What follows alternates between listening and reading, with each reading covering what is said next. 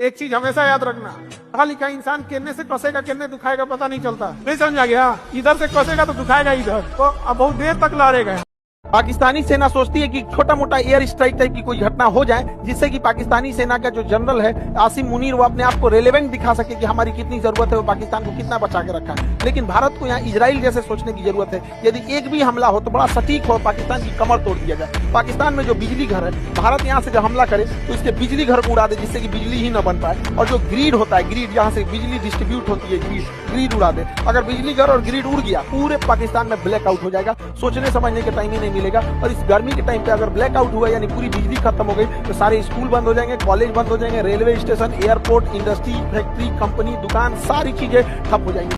यार देखो, मैं हमेशा एक चीज़ कहता हूँ भाई कि ज़िंदगी में किसी से घंटा फर्क नहीं पड़ना चाहिए। कोई आपके बारे में क्या सोचता है, किसी ने ये कह दिया, किसी अपनी लाइफ अपने तरीके से जियो ना यार। 4 पॉइंट है मेरी लाइफ में और मैं कहता हूँ हर इंसान को इन 4 पॉइंट के ऊपर जीना चाहिए: शुक्र, सब्र, शरारत और सेहत।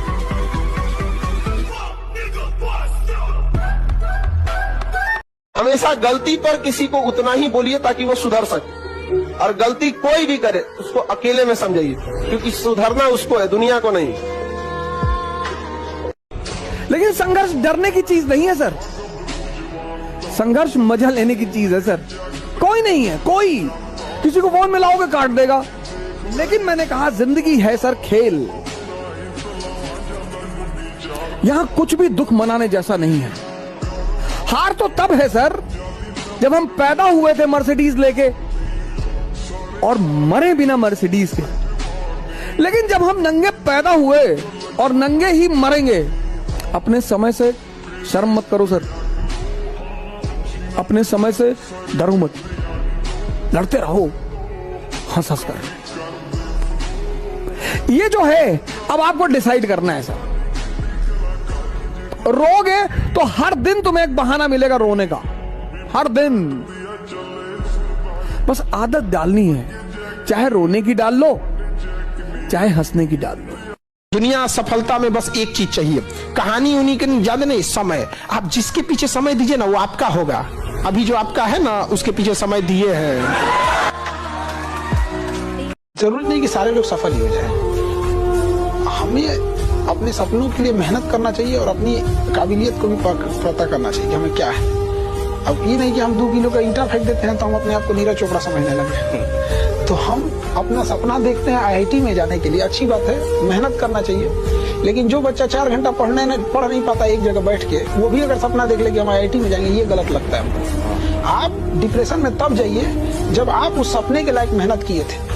ताज होटल में खाना है तो ताज होटल के इतना खाना खाने के लिए उतना हमें मेहनत करके उतना अर्न करना पड़ेगा। गांव में एक आदमी 8-8 मर्डर करके बैठा हो, कोई जानता ही नहीं उसे, क्योंकि श्यामलाल ने हरिलाल को मार दिया। हरिलाल की कोई औकात ही नहीं थी जीवन में। और जो आदमी अपने से लाख गुना बोले जब भी जीवन में लड़ना है सबसे नहीं लड़ना। कुछ लोगों में देखता हूँ सबसे लड़ जाते हैं, ऑटो वाले से लड़ गए, रिक्शे वाले से कह रहे मुझको नहीं पहचानते हो, कौन हो भैया? अमिताभ बच्चन हो? भारत में 2 ही 3 लोग पहचाने जाते हैं। अब जो आदमी रिक्शे वाले से ये बात कह रहा है कि मुझको नहीं पहचानता, तो मैं सोचता हूँ कि मानसिक रूप से बहुत गरीब है, बहुत परेशान है बेचारा। कि बेइज्जती व्यक्ति के अंदर उन्माद पैदा करे। मैंने देखा दुनिया में 95% लोग बेइज्जती से बहुत घबराते हैं, बहुत। वही तो मेन ऊर्जा है। गोविंदा की एक मूवी आई थी राजा बाबू, वो राजा बाबू ही रह गए जिंदगी में। बड़ी मूवियां भी कभी कभी बड़ी संदेशात्मक बनती, बहुत अच्छा संदेश देती। जिसकी बेइज्जती नहीं हुई उसके अंदर कभी उन्माद नहीं पैदा होगा। चाणक्य की बेइज्जती हुई, डॉक्टर अंबेडकर की बेइज्जती हुई, अब्राहम लिंकन की बेइज्जती की गई, गांधी जी की बेइज्जती की गई। ये सीखने वाली बात है। 90% बच्चे जब एग्जाम देके आते हैं वेट करते हैं कि कट ऑफ कब रिजल्ट आएगा। हकीकत मायने में रिजल्ट तो सबको देखना होता है, क्योंकि वही जब तक आप देखेंगे नहीं कंफर्मेशन नहीं होगा। लेकिन जिन बच्चों का रिजल्ट होना होता है ना, वो एग्जाम हॉल में उन्हें पता चल जाता है कि मेरा रिजल्ट हो गया। आप क्वेश्चन सॉल्व कर रहे हो, 100 में से कितना क्वेश्चन सॉल्व कर दिए ये आपको नहीं पता चल जाएगा। तो एग्जामिनेशन हॉल में हमेशा 2 चीज याद रखना एग्जाम को लेकर। जिस एग्जाम की तैयारी फॉर्म भरने से पहले कंप्लीट है वो एग्जाम आपका निकल जाएगा। फॉर्म अभी आया नहीं, तैयारी कंप्लीट, आपका एग्जाम निकल जाएगा। एग्जाम हॉल में आप बैठ के डिसाइड कर देंगे आपका रिजल्ट होगा या नहीं होगा। 90% बच्चे जब एग्जाम देके आते हैं वेट करते हैं कि कट ऑफ कब रिजल्ट आएगा।